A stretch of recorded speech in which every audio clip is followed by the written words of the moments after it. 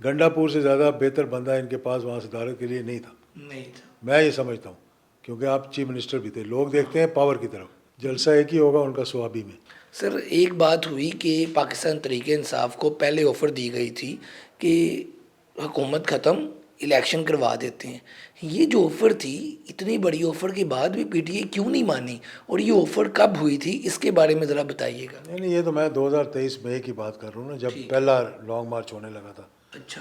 तो उस वक्त जनरल बाजवा की तरफ से थी, ऑफ़र थी, और कि आप लोग एजुटेशन ख़त्म करें इसको और हम आगे चलते हैं। IMF से मुज़ाकरात हो रहे हैं, अगर हम आपस में लड़ेंगे, मार कुटाई करेंगे, जलाओ गिराओ करेंगे तो वो रुकावट आ सकती है।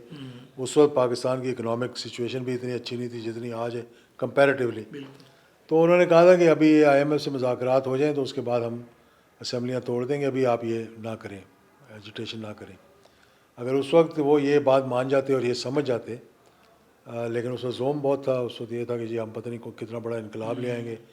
तो अगर ये बात मान जाते तो आज पाकिस्तान के हालात जो है ना वो जमहूरियत की तरफ पेशरफ्त हो रही होती और मामलात बहुत सुलझे हुए होते। पीटीआई अभी भी ये क्लेम करती है कि हमारे राब्ते हैं। रऊफ़ हसन साहब ने कहा कि हमारे राब्ते हैं, ये नहीं बताएंगे किससे है।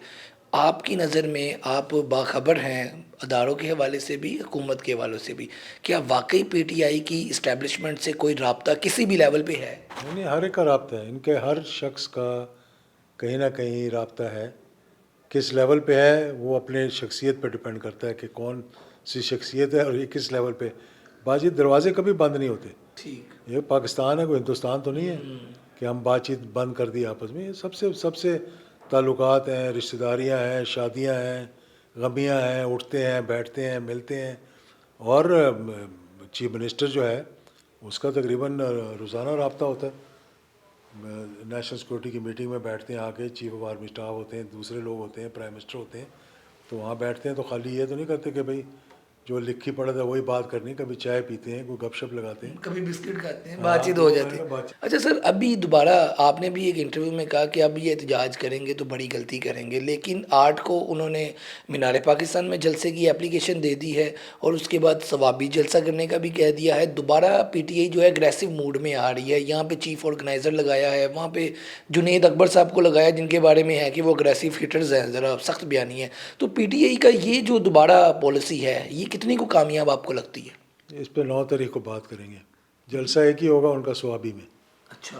और इस पे हम 9 तारीख को बैठ कर बात करेंगे। आपको मैं लाहौर। ये बार बार कह रहा हूँ कि एजुटेशन की सियासत जो है ना वो इन्होंने करके देख लिए और अब उसकी पीक भी आ गई है। अब इसको अगर मज़ीद आगे लेकर चलेंगे तो फिर मतलब मेरे पर्सनली, मैं नहीं कहता जो करना है उन्होंने करे। मैं कहता हूँ एक जलसा मीनार पाकिस्तान पे नहीं 10 करें। लेकिन मैं तो एक तजवीज़ ही दे सकता हूँ ना, मतलब कि एक हमदर्द के तौर पे भी कह लें, एक सियासतदान के तौर पे भी कह लें कि अगर आप इस तरह चैलेंजेस लेकर आएंगे और कोई इतना बड़ा ऐसे नहीं है कि यहाँ पर अगर कुछ एक तब्दीली की है तो ये कोई यहाँ पे इनकलाब ले आएंगे, या KPK में गंडापुर से ज़्यादा बेहतर बंदा इनके पास वहाँ सदारत के लिए नहीं था।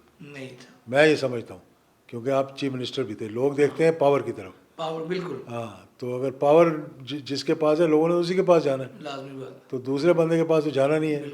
ना अब इस वक्त कोई टिकट दिए जा रहे हैं, ना इस वक्त कोई इलेक्शंस हैं करीब तर। तो इस वक्त टाइम ये है कि हिकमत अमली से आगे चलकर अपने मामलात को ठीक करें और कोशिश करें कि जो आपकी ख्वाहिशात हैं वो किसी तरह से पूरी हो जाएं।